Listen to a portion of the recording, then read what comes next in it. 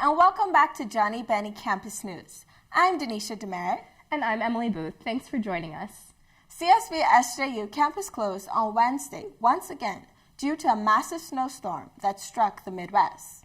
Classes were canceled, on-campus services were limited, and many events were postponed. Regular campus activities resumed Thursday morning.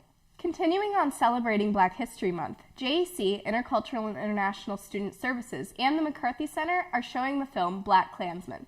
Black Klansman is the true story of the first African-American detective in the Colorado Springs Police Department. Students will be invited for small group discussions following the film. The movie starts at 6:30 p.m. in Brother Willie's Pub tonight, Friday, February 22nd. This Saturday, Fine Arts Programming welcomes the Westerlies. The Westerlies are a brass quartet. They explore jazz, roots, chamber music influences to create the rarest of hybrids, music that's intellectually rigorous, freshly hip, and tenderly folksy.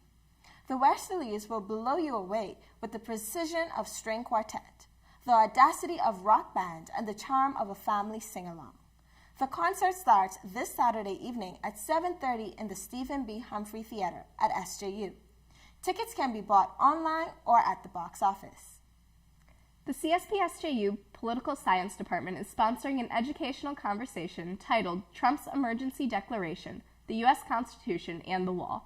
Come listen to the perspectives of faculty members from the Political Science and History departments and voice your own questions and thoughts.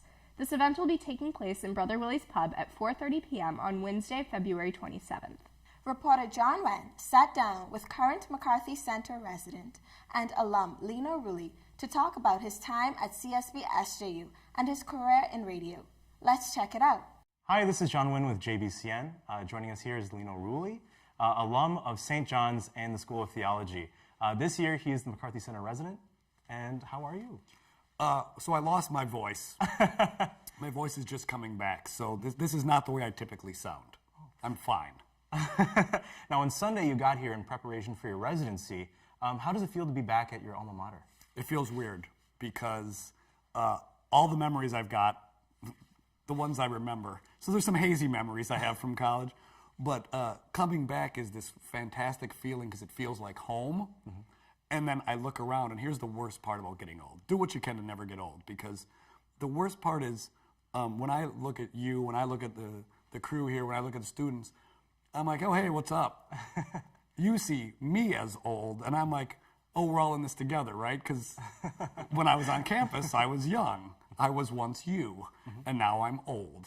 And so it's really funny to be back here because it's this great feeling of home, and then I can't stop by Tommy 4 because none of my friends live there anymore. Then I'm just some weird old guy in the dorms. Hey, what's up? What's up, pigs? How you doing? Yeah, it doesn't really work. Tell me a little bit about yourself then as a college student and now. Well, I had a mullet. I think that's the number one thing you should know about me. I got here in 1989. I didn't have gray hair, and I came to St. John's because my dad made me come to St. John's. My dad said, if you want me to pay for your college, you're going to St. John's. So I came to St. John's to have fun. I never had plans for my future. I never had ideas of what I should do. I was just like, all right, let's go to college and have some fun. What were one of the most important things that you learned at college? Oh, you'd think I would have learned something by now. One of the most important things I learned in college was that the thing that I loved to do, which was communicate, which was TV or radio or print or all these things, I decided not to do when I was in college. Kind of odd, right? Like, I thought I always wanted to work in this business and in this field. Mm-hmm. And then my junior year of college, I had an internship at a local TV station, Channel 11, down in the cities. And I realized that was not it for me. I didn't want to be on TV in the news format. I know you're going to think this is crazy. I didn't have the normal anchor good looks. I know there's not a lot of greasy, big-nosed guys on the news desks. So I realized this was not going to be my future. And so my senior year, I switched gears altogether, ended up going to the School of Theology because I figured I'm not getting into this business. Oh. So that's what I learned the most in college. And then I've spent the last 20 years in broadcasting, so I was wrong. How long did it take for you to realize that after graduating and then now you're a radio guy. Yeah, so I graduated from undergrad, in part because I didn't want to cut the umbilical cord, let's be honest. This place is a lot of fun. And I go, what am I going to quit going to Sal's? It's kind of my place. So went to grad school, lived in the Bahamas for a year, lived in Italy for a year, was doing all these things. When I came back to America, I basically fell into a television job and worked in TV for 10 years, and then have worked in radio for the last 12 years. Not at all what I have planned. Now, obviously, St. John's has a very Catholic upbringing and roots. How has your faith influenced, obviously you have the Catholic Guy show, how has it influenced your work? Yeah, it's weird because I would never have expected, and I don't know why not. If you get an undergrad degree in communications and a master's degree in theology, it does seem like a logical fit to work in that particular field. I know the experience of being Catholic. I'm born and raised Catholic. It's something I can talk about. So Catholicism has just always been a part of my life, not because I'm a good Catholic, but because it's who I am. And now, for the Bennies and Johnnies here, obviously you're here for your residency. What is one piece of life advice that you would give to them here? The one piece of advice, which was the one piece of advice nobody ever gave me, which gets into the whole, what am I most passionate about, right? I wish somebody would have told me, Lino, what do you really love? I love comedy. I love TV. I love radio. Those are the things I always loved. Well, isn't it possible God put those passions and desires in your heart for a reason? And so that's what you should be doing with your life.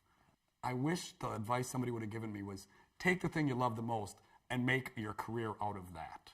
Take what you love, and that's how, if you still want to serve God, you can serve God by being a mechanic. You can serve God by working for the Foo Fighters. You can serve God by working explicitly in the church, but take what you love in the first place, then say, all right, God, this is what I love. What do you want me to do next? Nobody ever told me that. Now, for the students here, if this is the first time that they've heard of you, where can they find you? How dare you? What do you mean? I'm so popular. I can't believe this. Where can they find you? So I have a radio show on SiriusXM satellite radio called The Catholic Guy. I realize most college students don't have satellite radio because it costs money. But for those who aren't, then you have satellite radio. Ask your parents. They'll tell you what it is. Get a car or something, will you? Thank you so much for joining us, Lino. Thank you. This is John Wynn, JBCN. Thanks, John. It's always a pleasure to hear what advice alums may have for students. The College of St. Benedict is one of the top producers of 2018-2019 Fulbright U.S. students for the fourth time in 5 years. The Fulbright U.S. student program provides grants for individually designed study or research programs or English teaching assistant programs in many foreign countries for one academic year. 5 Bennies won Fulbright Student Awards this year. St. Ben's is tied for 33rd in the nation for producing Fulbright scholars. And now we go to Michael for this week's Sports Roundup. Thank you. After a quick indoor season, the College of St. Benedict track and field team is ready for the 2019 MIAC Indoor Track and Field Championships. Senior Jenna Deegan and first-year Stephanie Pickthorn kick off the MIAC Championship for CSB as they compete Thursday in the pentathlon. Deegan heads into the event with the best score in the MIAC and the 20th best score in Division III. The meet starts Thursday, February 21st with the pentathlon, and the open events and relays run Friday and Saturday on the St. Olaf campus in Northfield. The College of St. Benedict hockey team wrapped up the 2018-19 season with a 5-0 loss to Gustavus Saturday afternoon in St. Cloud. CSB wraps up the season 7-14-2 overall and 4-12-2 in the MIAC. 7 wins is the most for the team since it's won 8 in 2008-2009. The CSB basketball team season also came to an end on Tuesday night in the first round of the MIAC tournament when it fell 73-43 to Gustavus in Claire Lynch Hall. Senior Brenna Gates and sophomore Shay Olsen hit back-to-back threes early in the third, but Gustavus had already built a 20-point lead and kept on building. CSB wraps up the season 15-11 overall and finished tied for 4th in the league with the Gusties. Johnnie basketball overcame a slow start and cruised to a 78-40 win over a Carleton in the regular season finale on Saturday, February 16th in Collegeville. The Johnnies take on Bethel in the MIAC semifinals at 7 p.m. Thursday, February 21st in the Sexton Arena. St. John's Hockey scored 3 unanswered goals in the third period to win a wild 7-5 at Gustavus Adolphus in the regular season finale on Saturday, February 16th in St. Peter. Junior captain Cole Soto tied the game at 5-5 thanks to a nice backdoor feed from junior forward Brady Hepner with 6 minutes left, and sophomore forward Ryan Kiro scored what proved to be the game-winning goal 49 seconds later. The Johnnies will travel to St. Thomas on Saturday, February 23rd at 2 p.m. for the MIAC semifinals. St. John's Track and Field competed at St. Olaf's Tusrud Classic last Saturday, February 16th. SJU totaled 12 top 6 times and finished 6th with 58 points. St. John's Track and Field returns to St. Olaf Tusrud Center for the 2019 MIAC Indoor Championships this Thursday through Saturday, February 21st to the 23rd. I'm Michael Pineda, and this has been Sports Roundup. Thanks, Michael. That is all for this week. I'm Denisha Demerit. And I'm Emily Booth. Thanks for tuning in, and be sure to come back next week for Johnnie Bennie Campus News.